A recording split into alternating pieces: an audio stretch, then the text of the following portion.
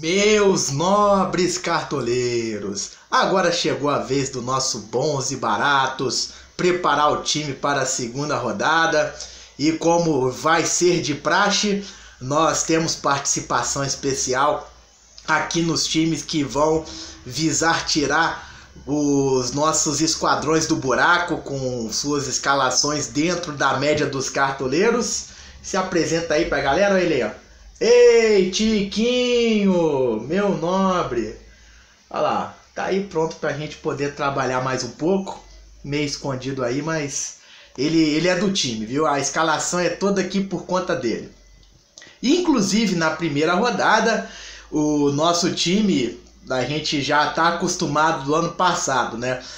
Geralmente os nossos planos B vão melhor do que no plano A. Eu no time principal eu arrisquei 3 defensores do Coritiba, o Coxa não teve o SG. No Bons e Baratos eu coloquei pelo menos um do Palmeiras, o Fernando Praz, e foi da mitada do goleirão Alviverde a grande diferença de pontuação. Vocês vão ver aí Bons e Baratos com 66 pontos, 27 cartoletas de valorização. Vou mostrar aí no painel esses jogadores rapidinho para a gente poder dar uma pincelada rápida e depois voltamos.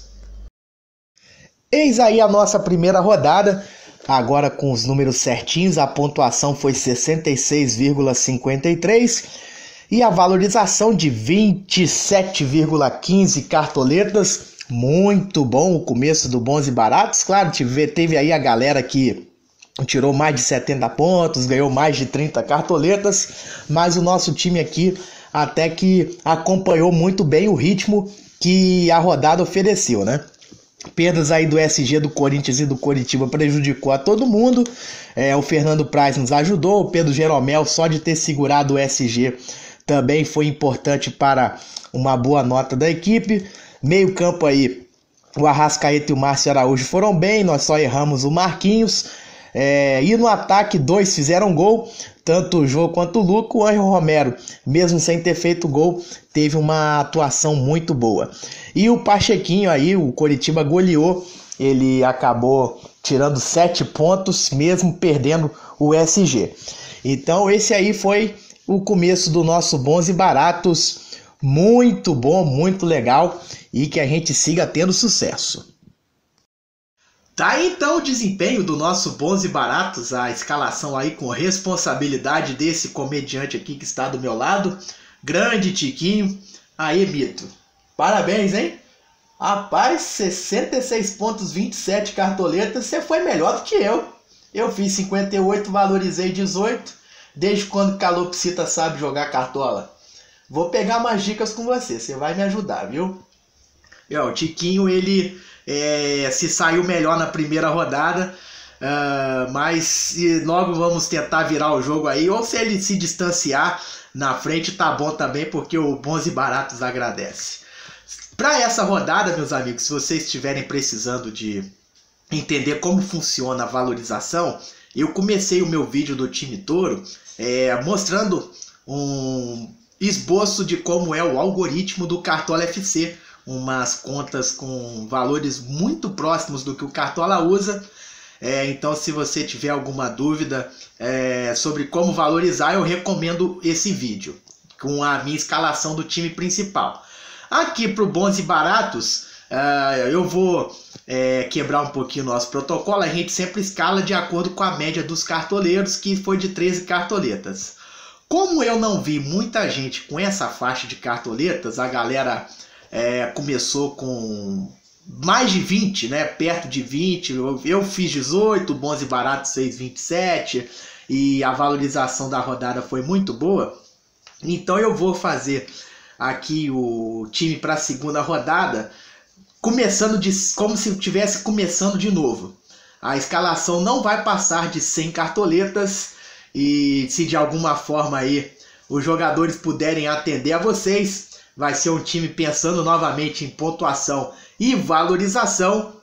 Basicamente valorizar alguns jogadores que são excelentes para dar umas cartoletas, nós não deixaremos de fora. Por exemplo, aí o Nino Paraíba, né? E aí nós vamos então com esse estilo para o time dessa rodada e depois, dependendo do desempenho, a partir da terceira rodada a gente já começa a fazer de acordo com a média dos cartoleiros. Então acompanha aí o time que o Tiquinho fez, hein? A escalação do Bons e Baratos para a segunda rodada do Cartola FC.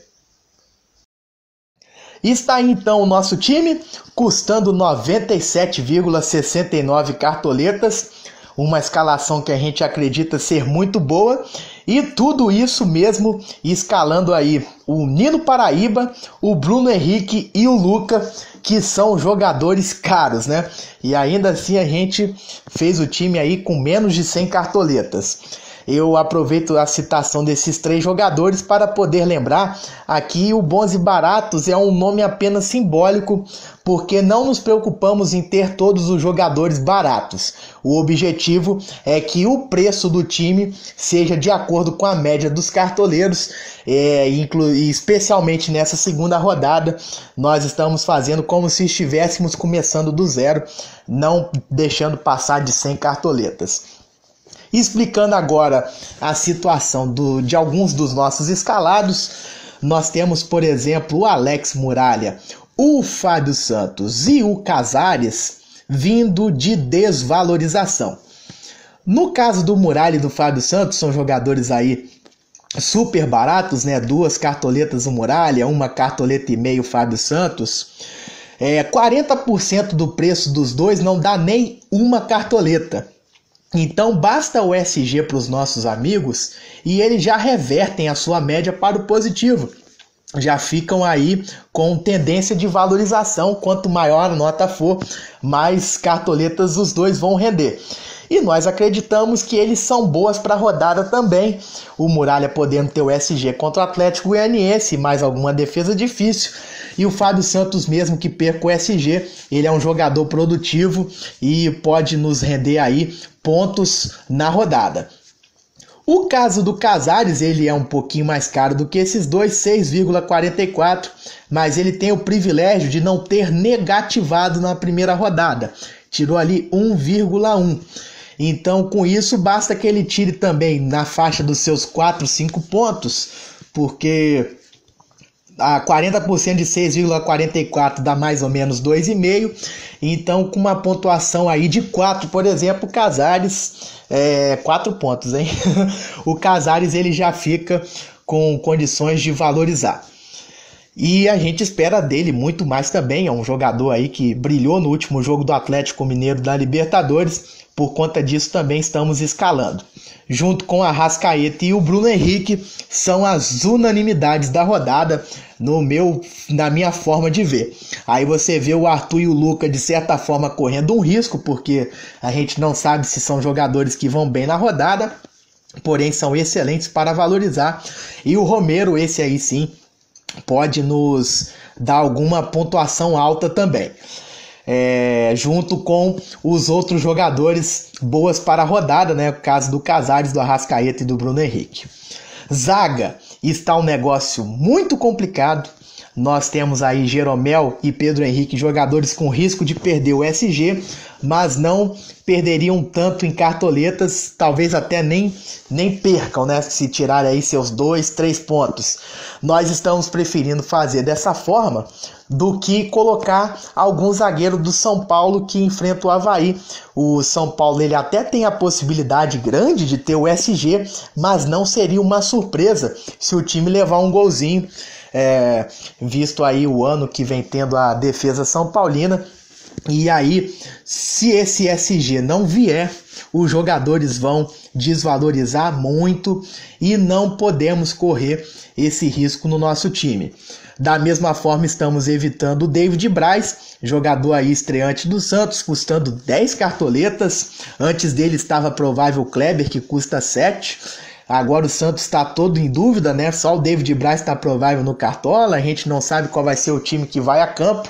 A única certeza é que o Bruno Henrique vai jogar por ter sido expulso no jogo da Libertadores.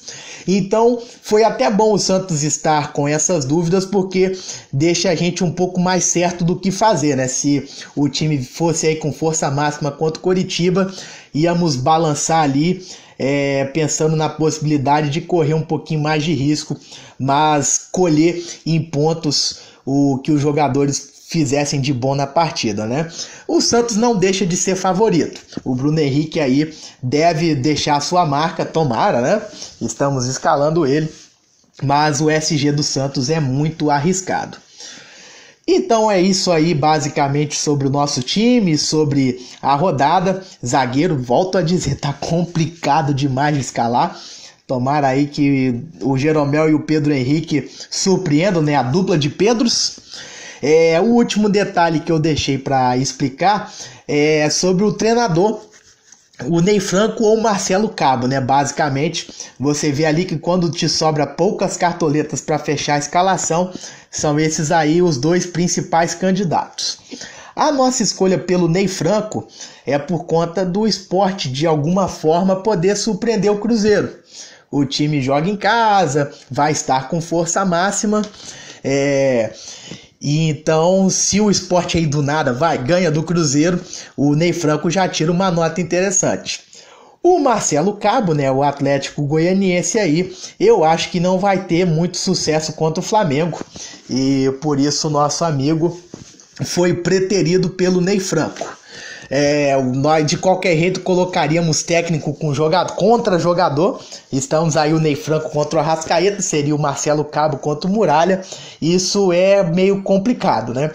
Mas a gente escolheu por ir o Ney Franco contra o Arrascaeta, ainda mais pela média também, que o Arrascaeta ele não precisa fazer gol para poder pontuar, né? E tá aí então, minha gente, essa escalação para a segunda rodada.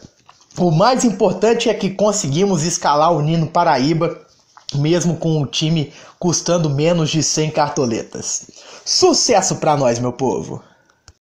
E é isso aí, meus nobres. A essa altura o Tiquinho já foi dormir. A camisa azul que eu tava usando foi pra máquina de lavar. Peguei outra aqui só pra poder fechar esse vídeo agora com vocês.